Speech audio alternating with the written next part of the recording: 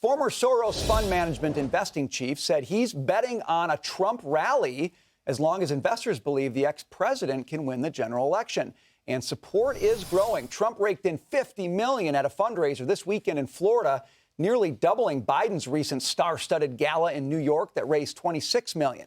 Joining us now, former Soros fund management investing chief and Key Square Group founder, Scott Bessent. Scott, thanks for being here. So you used to invest money for George Soros, but now you're co-hosting fundraisers for Donald Trump. You supported Trump in 2016. You're outspoken about it this time around. Tell us why. Sure. Look, I think we're presented as a nation with a big choice of two very different visions. And my overriding worry here is that if Joe Biden wins, he will take this as a mandate to continue the policies. I think of border chaos, prolific spending, the weakness abroad, and I think President Trump presents a very differing vision as we saw in his first term. Scott, can I ask you about any shifts that you're seeing with respect to donations? Any big donors? Because Trump has typically had sort of a grassroots campaign with a lot of smaller donors, but any big donors that were Biden donors per se switching sides here? I don't know if the Biden donors have come over yet. I do think that a lot of the donors who helped fund a very spirited, fair, but ultimately lopsided Republican primary are coming home.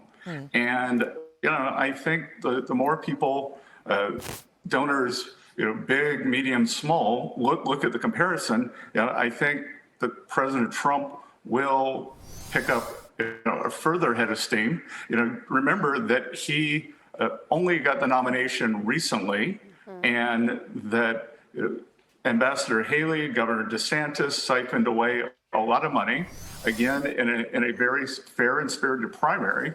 But President Trump is the nominee now, and I think people are going to fall in behind him. In terms of policy, you have tax hikes under Biden, proposed tax cuts under Trump. Are cuts the right way to grow the economy? Look, I think in the coming days, weeks, you're going to hear President Trump talk about his vision for controlling the debt and the deficit that is frankly out of control under President Biden. We are adding $1 trillion to the national debt every 100 days, and that's not sustainable. More importantly, we are doing that in the context of it is peacetime. We have low unemployment, and we've never seen this before. You're only supposed to have the Keynesian spending models when perhaps you're recovering or at war during a financial crisis. We've never seen this, and this isn't real prosperity. I call this the anabolic steroid economy. You look great on the outside, you're muscular, but it's slowly eating away at your internal organs. That is a great analogy, Scott. Thanks for being with us today. We appreciate it. Good pleasure.